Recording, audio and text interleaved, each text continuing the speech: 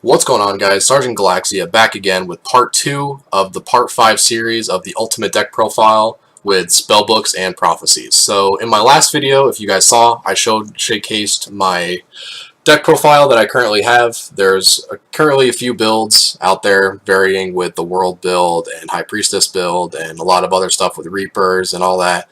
But I am going to now kind of discuss some of the combos and some of my thoughts and playstyle behind the deck.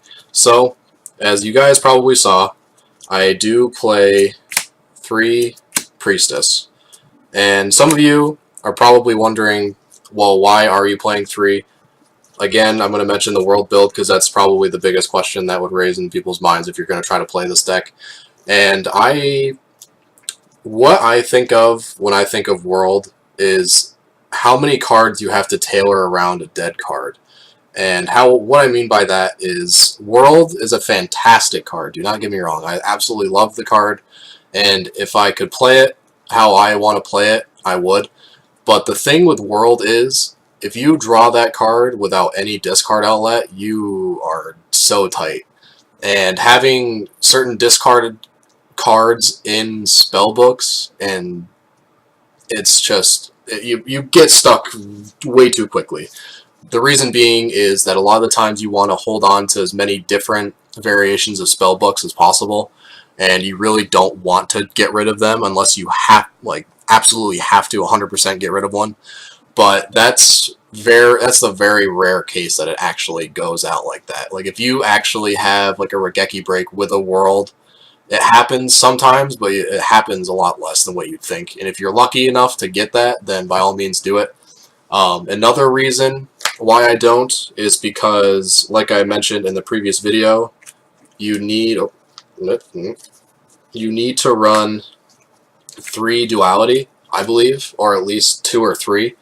And the reason why running World, I believe, is bad when you're running duality is simple. You can't special summon World. I mean, there's no other way around it, because the card that you need is Temperance, which is in my binder, but I'm not going to get it out. If you want to look at it, Google it.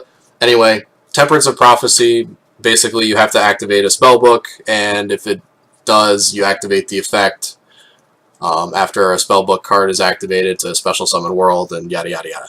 But Temperance alone has its own restriction, kind of like Duality, where you can't special summon level 5 or higher, but Duality restricts special summoning. And if you guys have ever played the World build with Duality, just remind yourself of how many times you got a Temperance with Duality and how salty spittoon you feel.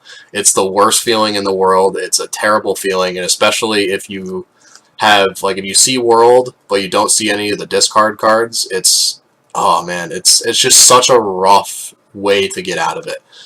And so that is why I don't play the World build, and that's why I play the 3 Priestess. So the reason why I can get rid of the 3 Priestess, I'll kind of leave this here so I can kind of make like a little diagram tree, and I'll have the dualities back in a second, is the fact that I run Triple Justice. Now, Triple Justice is basically the cousin of Temperance, only Justice at the end phase. If a spellbook was activated, period, I can banish her to add a High Priestess and a random spellbook card to my hand.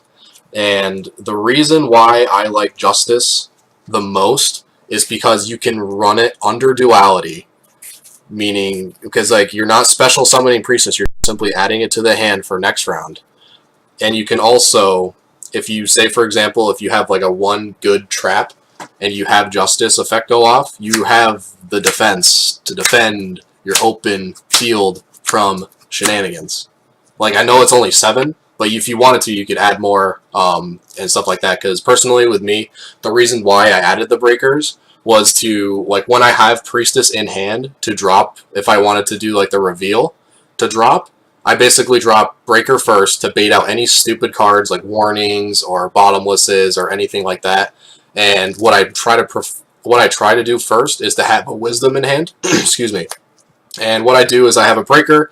They activate Bottomless, for example. I activate Wisdom, and they just burn their Bottomless. And then I can still activate my Breaker effect, essentially pop 2. the one for the bottomless with the wisdom, and then breaker effect the pop.